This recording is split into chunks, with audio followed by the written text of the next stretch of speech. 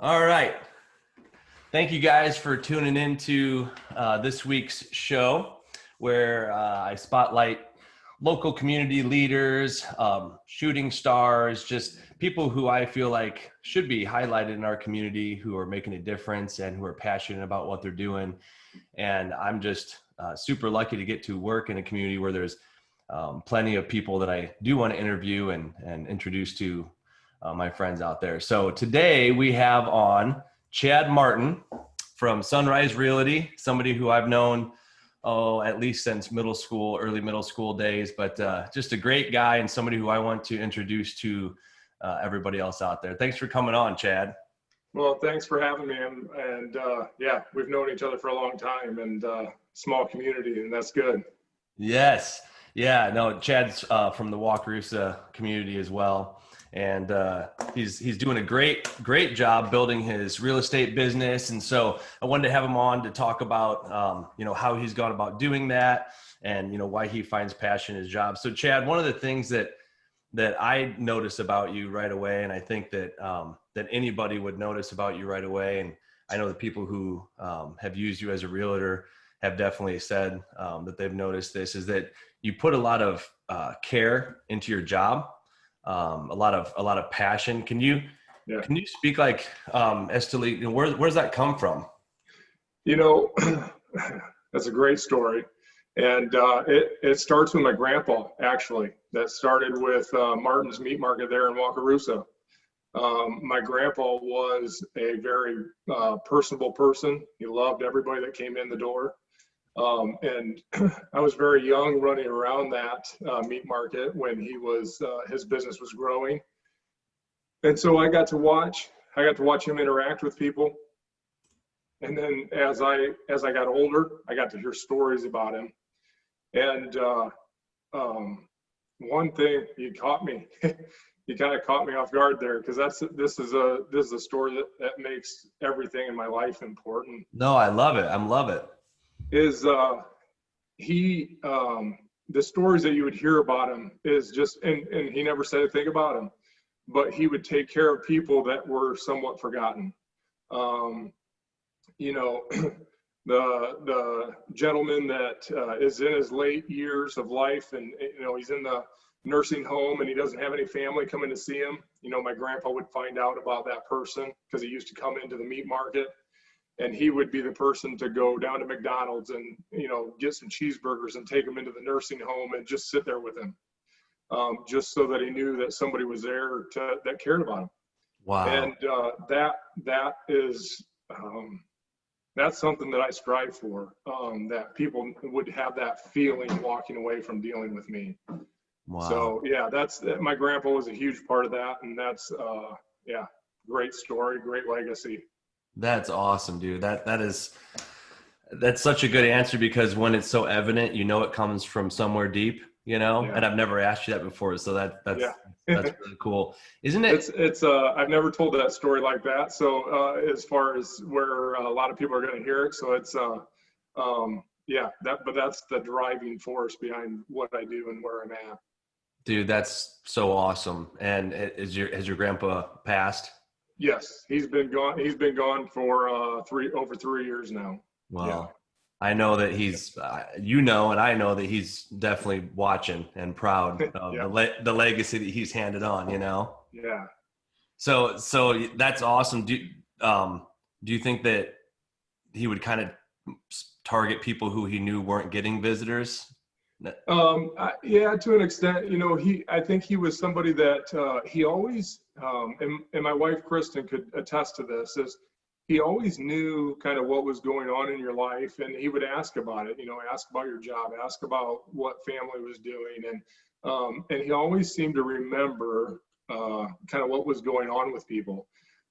And so yeah, when he'd find something out about somebody, and he would just try to let them know that somebody cared, which was just huge. I mean, nothing was ever a great, show of, paying something off or buying something big for somebody or making a big show about it. It was just showing somebody that they cared. Yeah. And that was just how he did it.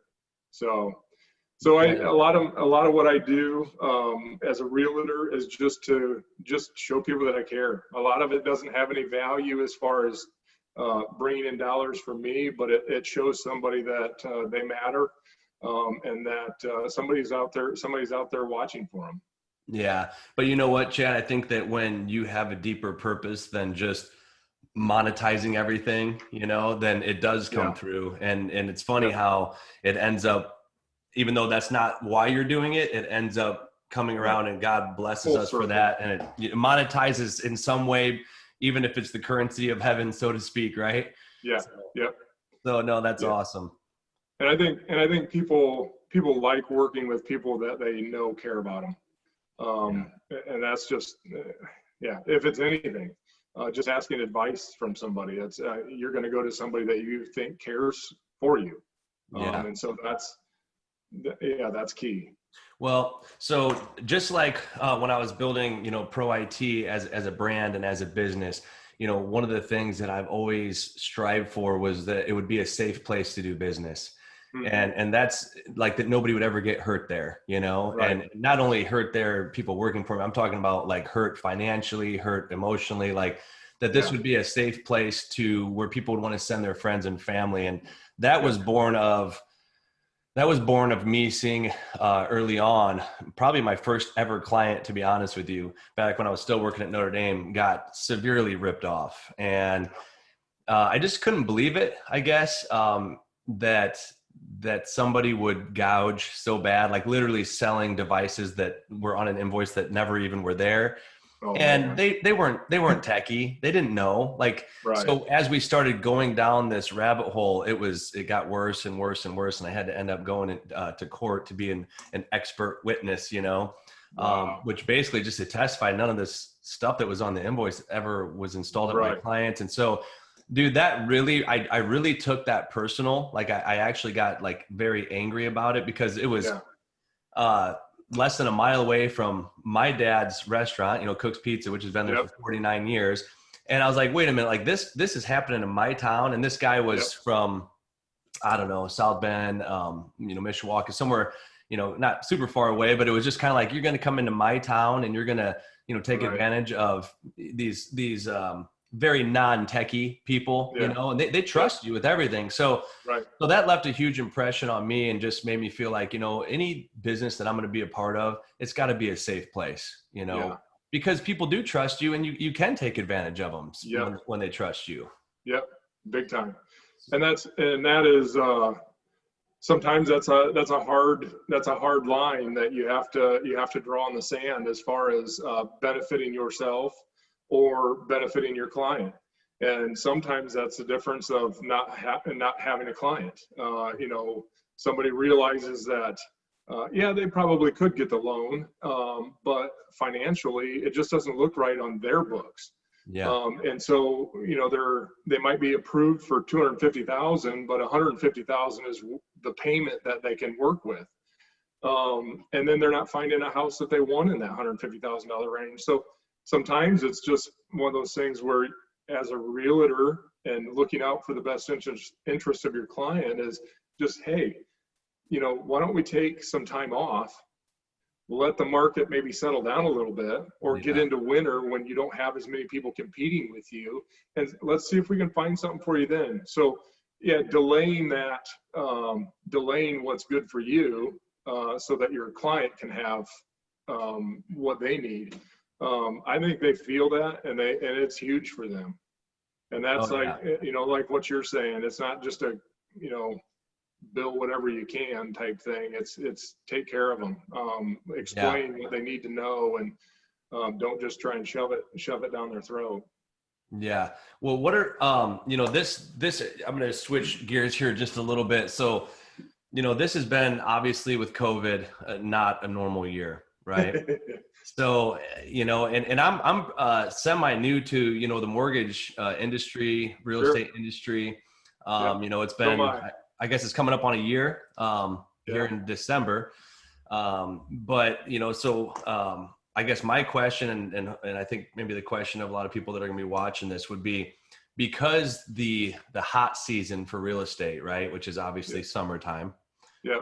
because it was delayed because of COVID. Do you think that we're going to see this market kind of stretch throughout the winter months when maybe it's a little less popular to be moving and buying and selling because of our harsh winters here, Yeah. as opposed to like a California market where it's all year, it doesn't matter. Yeah. The weather's nice all year. You know, how people feel makes a big difference of what they're going to do.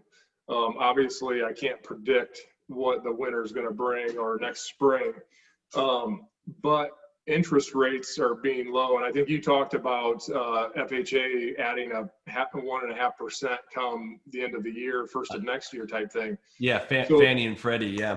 yeah, so that's the stuff that starts to affect when people do stuff, because they're realizing now, if I wait till next spring, I'm going to have a bigger payment because I'm going to have this extra percentage tacked on, or my down payment's going to be bigger because I've got this extra 1.5 tacked on. So that stuff definitely affects it. So interest rates being low, that makes a huge difference. Obviously, we've got a lot of buyers in the market, which drives demand really high. But it doesn't mean that supply goes up. Yeah. Just because we got a lot of buyers. So typically in the winter months, we see fewer sellers put their houses on the market because there's not that many buyers. This year, we could see a difference in that. We could see more sellers putting their houses up later in the year because there still are a lot of buyers. Yeah. Well, do you think that a lot of people are scared to list because of COVID? I mean, have you heard a lot of that? I don't think anymore. In our area, I don't think people are afraid to list because of COVID. I think the bigger issue is where are they going? Okay. Yeah, they can't find a house. If you're in that $150,000 to $200,000 range and you're looking to bump up, now you're going into maybe more acreage, maybe square footage goes way up, and you're adding a bedroom or a finished basement or something like that. So now you're talking those houses, there's not as many of, and those houses tend to be lived in longer in our area than the first-time home buyer or the starter type house. And so you're finding a hard time. And then on top of that, your construction prices are through the roof. So to build a new house, you want a custom built 1,800 square foot home, you're going to be in the 400,000 plus range. And so now you're going from low 200,000s to 400 plus. That's a big jump. Yeah. Right around 400,000. So, yeah, I think that we're going to still see a steady market go through the winter.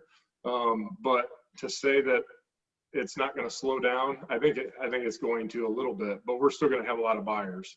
Yeah, no, that makes sense. I mean, I guess you still have to know that you have a house to move into before you sell your house, right? Yeah. So yeah, it's tough to say, hey, I'm 40 years old, I'm going to move back in with my parents, yeah, go into their basement for an unforeseen number of months. And rentals are hard to find right now, especially if you've got animals. That's one of the big ones is, hey, I don't want to go into a rental because I might have to get rid of my dog that means the world to me. It's like my third child or whatever. Exactly. So yeah, there's a lot of things that affect people in these decisions, and it's not easy, and especially if you don't have experts out there giving you the answers. Yeah. Well, hey, actually, let's touch on that a little bit as far as maybe some expert advice for people who are watching. What's maybe some pro tips for people who I don't know, do you want to say people who are looking to put themselves in a position to make a solid offer in this hot market, or even people who are I know you list a lot of houses for sale too, represent buying and buyers and sellers, so maybe a tip for each, a tip for selling, a tip for buying right now in this market.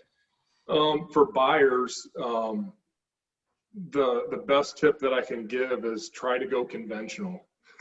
The best that you can. If you can't go conventional, come up with a down payment that isn't asking for what we call seller's assistance, where we're asking the seller to help pay with closing costs and prepaids. that's getting a clean offer, eliminating the expense from the seller is probably the best offer you can give. Conventional offers do that the best, and then having no seller's assistance. So those are, as a buyer, that's the one thing that's going to separate you from any other offers. And then on top of that, I mean, right now the market is so crazy that it's the negotiation of how to go in and make an offer is there's avenues to that, and it's changed a little bit over the years. As far as a seller goes, you know.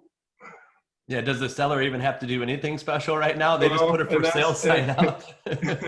There's, you know, right now the difficulties for sellers are, well, I don't want to fix up my house. I don't want to paint. I don't want to put new carpet in. I don't want to do these things or paint my deck, or I can sell it without doing that. And that's right. Yes, you can sell it without doing that. And that's fine if you don't want to, but you also may be leaving money on the table, because right now our buyers are looking for move-in ready type homes. Yeah. So if you're going to go in and say, well, I'm not doing anything to my house, then you're also saying I'm going to pass up on some buyers and some money because I'm not going to have people fighting to get in to my house. Yeah. So, I mean, the big thing for sellers is make sure your house is clean, trim is washed, painted, walls are painted, you know, take a lot of your pictures off the walls. That stuff helps a lot in allowing a buyer to look, feel like they can move into the place. Sorry to interrupt you, but is that because people don't want to see your family on the wall? It's almost like they want to envision their own family in there, or why did you? So, you know, I don't know how many times I've been in with a buyer and they see pictures on the wall and they're trying to figure out who the sellers are. And rather than worrying about what it's going to look like for them to move into the house. And I don't want to focus on the family that's there. They're looking to move. I want to put the family in it. I like that. And so it's kind of a subconscious thing. They're like, you know, that it shouldn't bother people, but it does. It does. It makes a difference. And it's subconscious. They don't even think about it. They're wasting time looking at the family pictures when they should be figuring out how they're going to move into this house or how they're going to make an offer. I like that. Yeah. That's a pro tip right there. You know, take down the personalized items so that the potential buyer can envision themselves in it. Right. Yep. And so it's something simple. It does make your house feel a little less you. Yeah. But you're also trying to get rid of your house too. You can put them back up after the showing, right? Sure. Yeah. After you have a contract, go for it. Put them back up if you want. Hey, so you said something else a second ago that I want to touch on because I know your work history, right? Yeah. And kind of your background a little bit. So when it comes to, you know, fixing up a house and getting a return on investment, right? Yeah. I know enough to know that there's some things that you're never going to get your money back on. And I mean, because I'm a loan officer now, so I deal with appraisals and people saying, wait a minute, I put $100,000 into this pole barn. You know, my property should be worth 100,000 more. And I'm like, that's not exactly how it works, you know, especially like pools, for example, right? Yep. So does your background in construction, you know, with you knowing construction and that, does that kind of help you guide your sellers as far as like, you know, what to put your money into to get your best bang for the buck? Yeah. So, you know, typically if I have a buyer that's going into their first home, and they're, you know, they're somebody that can do the work themselves and build a little bit equity into it. That's something that I always try and walk through a house with them and say, you know, this is a house that has minimal cosmetic work that you can do yourself if you want to, and then name those things off, whether it's clean the paint, you know, paint the walls to clean the house up, paint the trim to give it new life, redo flooring, take a bathroom and just do some gentle touches to it to give it a little more value and look cleaner. But then on the, you know, you get somebody that they've got some money and they don't mind rehabbing a house. And then it's more about, does it have the square footage inside the parameters of the home that's there? And it just needs to be adjusted. Moving walls, taking a bedroom and adding it to another bedroom to make a master suite.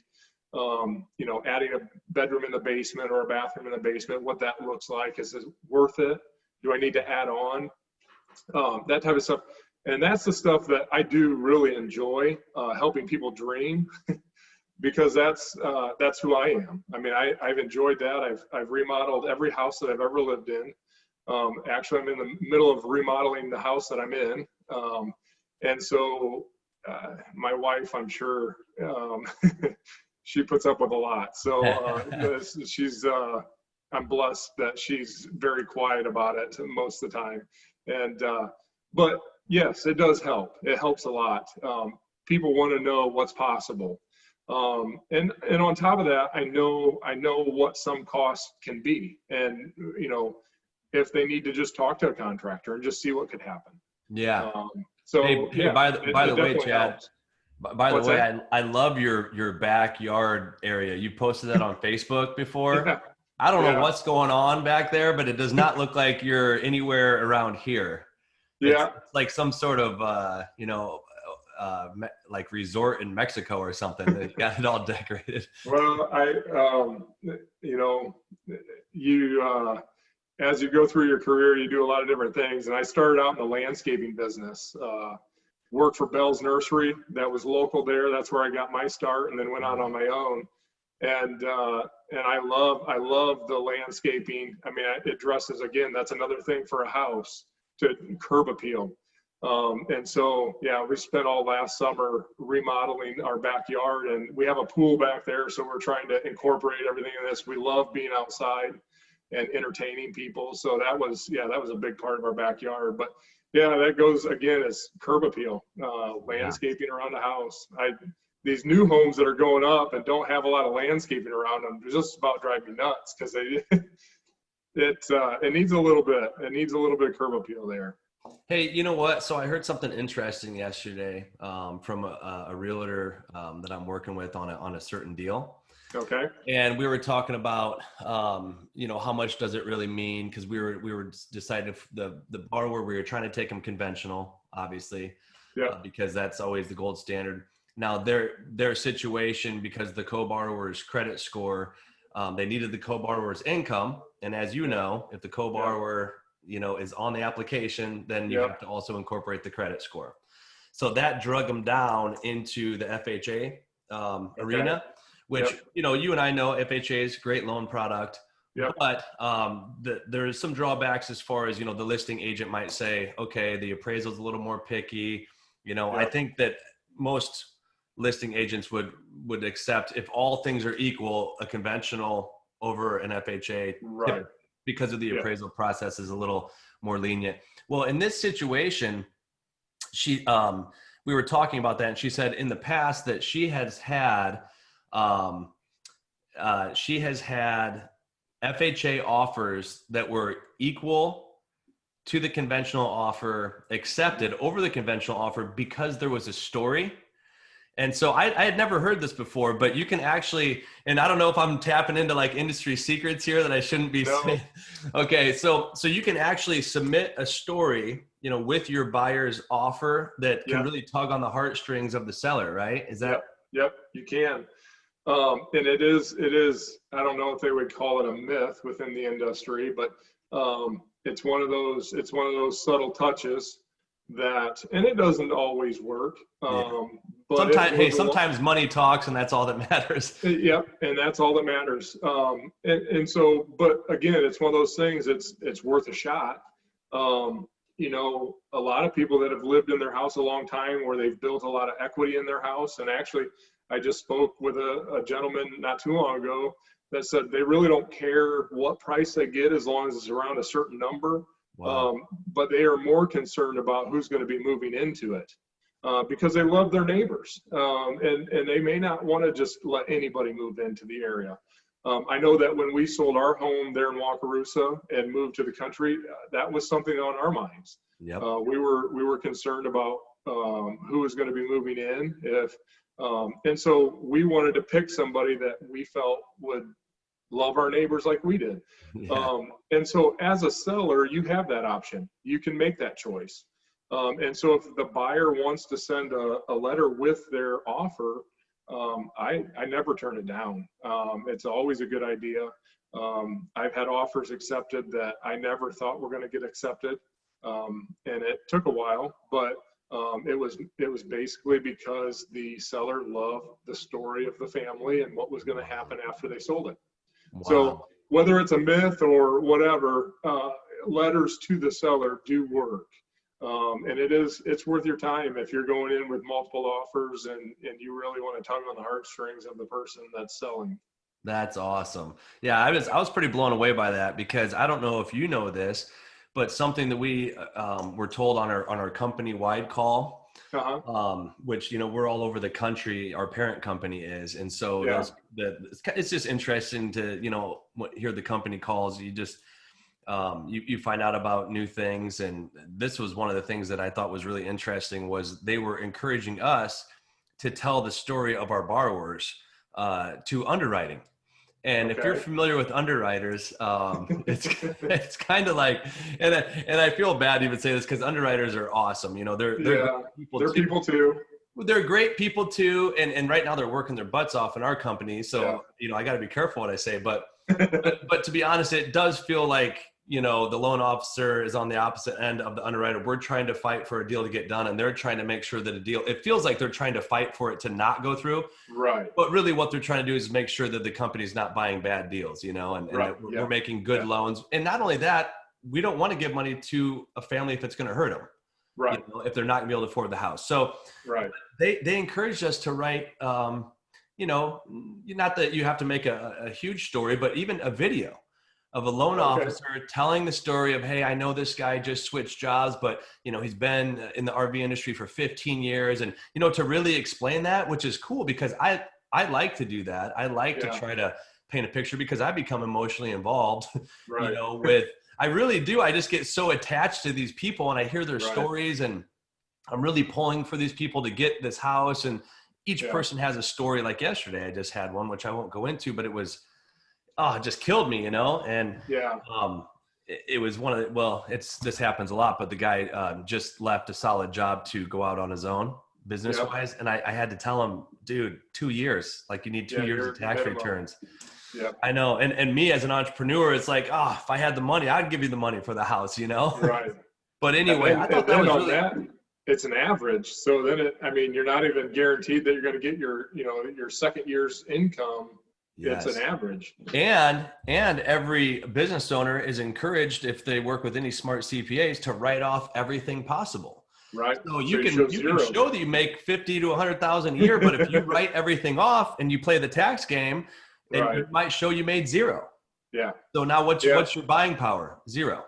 Yeah. But I thought it was just weird to that underwriters actually would and it's debatable how much they care about the story, but and I would say that if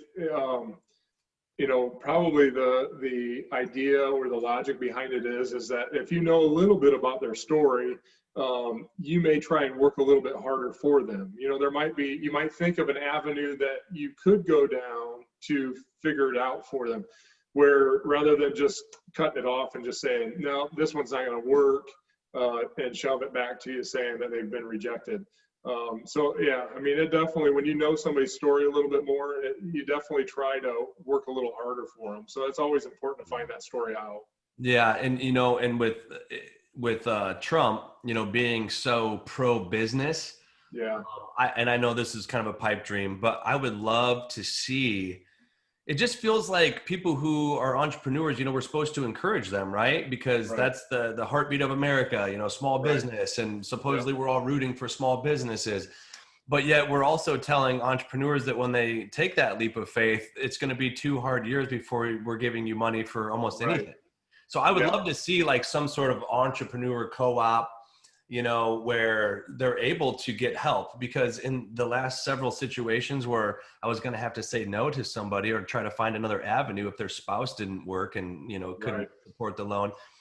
Thank goodness in all those situations, there was a family member that would co-sign for them. Yeah. But it feels like you're kind of discriminating against small business owners or, entrepreneurs. People trying to get out there and be successful. I'm surprised the Small Business Administration hasn't done something. Maybe they are lobbying, for something, but. Yeah, I don't know. I just know that it is working for a small business or an entrepreneur is very hard. It's not Yeah. easy. Hey, so that's another pro tip there, Chad. If anybody's watching that's thinking about making that leap of faith, and starting their own business and leaving their, secure full-time job, don't do it right before you're about ready to sell your house and try to get approved for another loan. Right. wait till you Good get the tip. house that you want and you can, sit on it for a while. Yeah. So we kind of touched on this earlier, but I wanted to make sure that I did bring it up. I'm a man of faith. I'm a Christian. Found Jesus when I was 18 years old, and Yeah. it's radically impacted my life. Obviously, it's like someone flips on a light switch and everything's totally, different. Not that you don't still struggle, but you know why you're here. You have a purpose behind pretty much everything you do in life, right? Yeah. And it affects everything, and it should. How has your faith affected, the way that you go about doing business? And I know we kind of touched on it earlier, probably through your grandpa and stuff, but Yeah. how do you incorporate that? How does it impact you? Yeah. I accepted Christ into my life at a very early age. It was in middle school. And like you said, it doesn't mean that your problems go away. It shifts your perspective. And so that probably is the one thing that I've been able to use from my faith, is that my perspective is shifted. You get to realize that there's a lot of things that are outside your control, but the things that are inside your control is how you perceive the world. And so when you shift that perspective, you can deal with things a lot easier. It's not an easy thing to do, and you struggle with it every day, even though you may know what to do. But yeah, it's definitely, my faith has helped me change the perspective through which I look at situations. If the day just goes sideways on me, start the day is great, by noon everything's going sideways, and you're just your head's in your hands, and you're just thinking, what am I doing? You can take a deep breath and say, okay, step back, reevaluate what matters, and then move forward. And a lot of times, being patient like that, it helps process, it helps move forward. Put your emotions aside and look at it from the person's point of view that you're trying to work with. That's the way deals are made. A good deal is a deal that everybody walks away like they feel like they got something. Yeah, exactly. A bad deal is walking away where you've strong-handed somebody and they feel like they got gypped, and they can't. It's just they feel wrong about it. And you never want that situation. And so a lot of our negotiations are, change your perspective. Figure out what the other person wants and give that to them, but maybe they'll give you what you want. Because a lot of times those two things are different, and maybe you don't care about the one and you care about the other one a lot more, and maybe it's opposite for them. So perspective is huge, and my faith has definitely helped me with my perspective. Yeah, and that's awesome. Thank you, buddy, for sharing that. And that speaks to me just hearing you say that, because business and work, right? It's easy to, and I've been in jobs where it literally has felt like I'm just here for the paycheck, right? Yeah. In my younger years, it's like whether I was working at Sears or, waiting tables at Cook's Pizza. Yeah. Now, Cook's Pizza was a little different just because, I got to interact with people, and that's what I love to do. Sure. But trying to sell tools when I know nothing about tools at Sears was a little bit.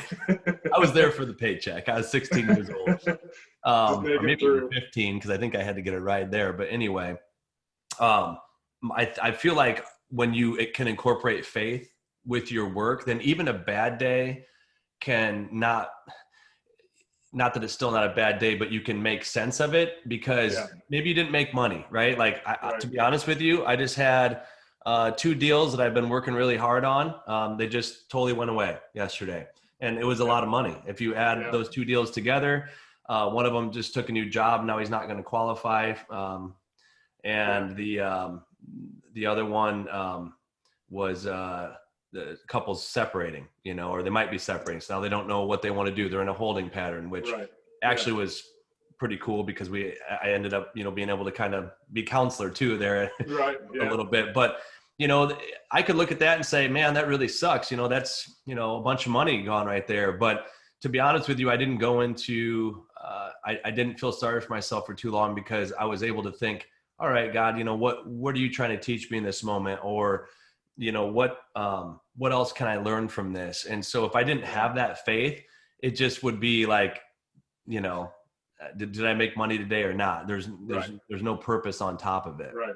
No higher meaning to it. Exactly. So that's awesome. So, all right. So I try to keep these around 15 minutes just because I know that, I know you're super busy. And I also know that, you know, if people are watching, you know, we don't want them to fall asleep, but I'm not even sure how long we've been going, but I'm just going to kind of end with one more question that's kind of a hot button, you know, topic in my industry as a lender and also in your industry, because they're kind of stepping on both of our toes, and they kind of start off being our friends, and now we're not really sure what's going on with them.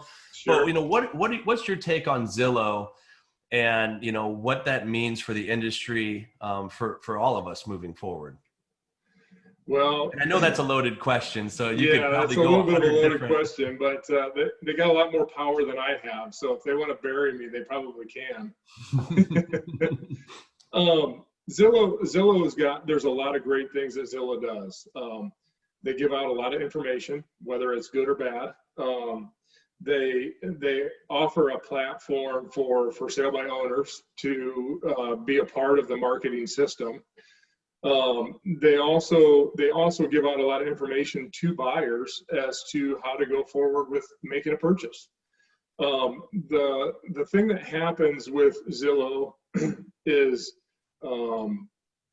my perspective of this is that they don't have boots on the ground like you and I do. Yeah. We live in this community. They don't.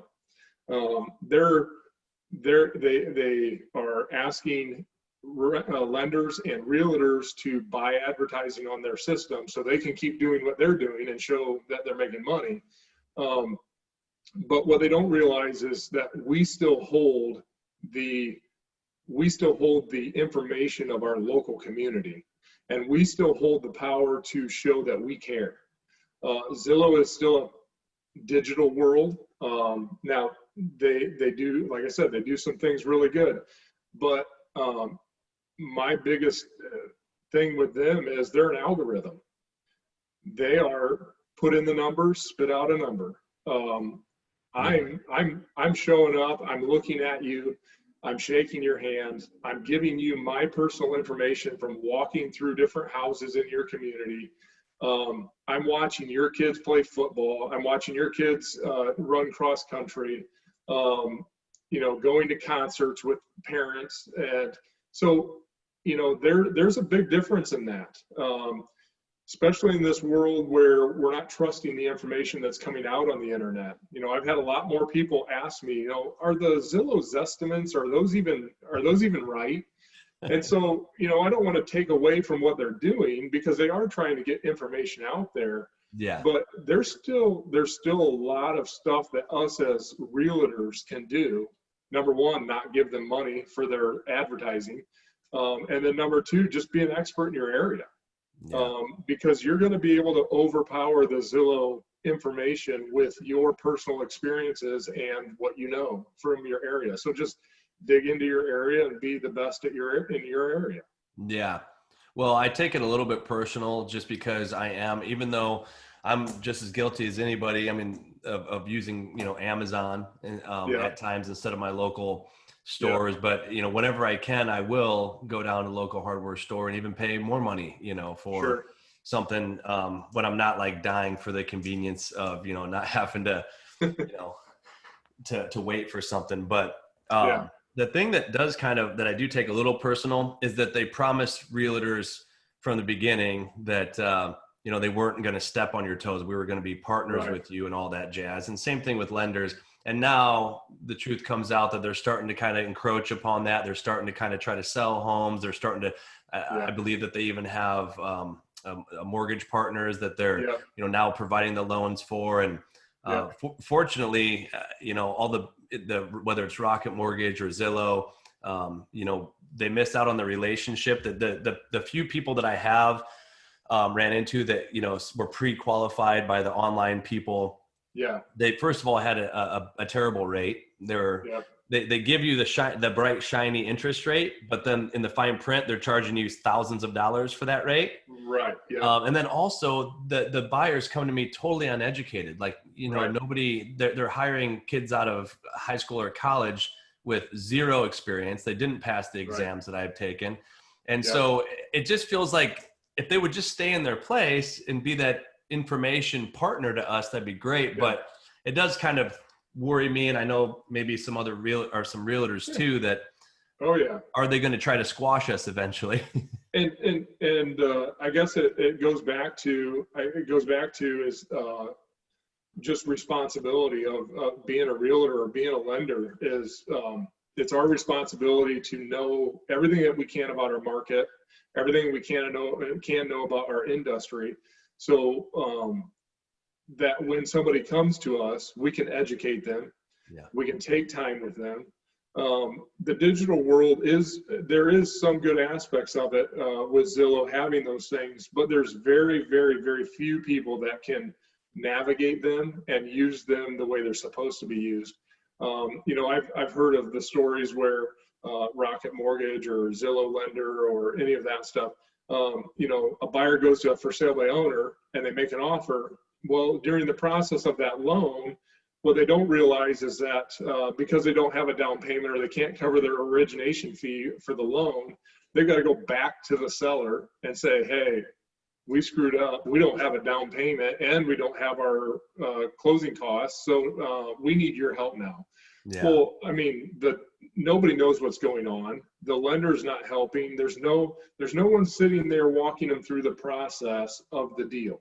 Exactly. That's a big, big part when you have lenders and realtors in a local area working together to educate and to help people walk through and have a smooth contract to closing. Well, and not only that, Chad, you have to live with these people in your community. You hang the phone, you're a Rocket Mortgage person or you're a Zillow representative, and it's so easy to be like, I don't care. I'm in California. You're in the Midwest. I'll never see you again. And it goes back to and it goes back to what we were talking about earlier is the story. They don't know these people. So they don't know the story behind what they're dealing with or how, why they can't make a down payment or a closing cost.